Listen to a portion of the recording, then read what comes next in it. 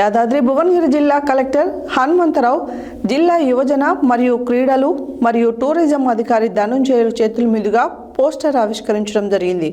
ఈ సందర్భంగా జిల్లా కలెక్టర్ మాట్లాడుతూ రాష్ట్రంలోని అద్భుతమైన ఎవరికీ తెలియని పర్యాటక ప్రాంతాలను వెలుగులోకి తెచ్చేందుకు రాష్ట్ర పర్యాటక అభివృద్ధి సంస్థ నిర్వహిస్తుందన్నారు. యాదాద్రి భువనగిరి జిల్లా కలెక్టర్ హనుమంతరావు జిల్లా యువజన మరియు క్రీడలు మరియు టూరిజం అధికారి ధనుంజయుల చేతుల మీదుగా పోస్టర్ ఆవిష్కరించడం జరిగింది.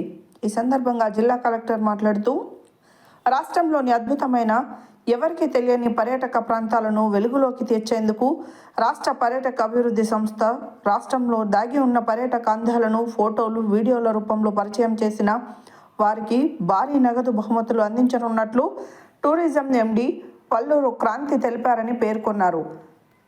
మన యాదాద్రి భువనగిరి జిల్లాకు వచ్చే పర్యాటకుల కోసం వారి అభిరుచికి తగ్గట్టు కస్టమ్ టూర్స్ పేరుతో సరికొత్త సేవలను అందుబాటులోకి తెచ్చినట్లు చెప్పారు.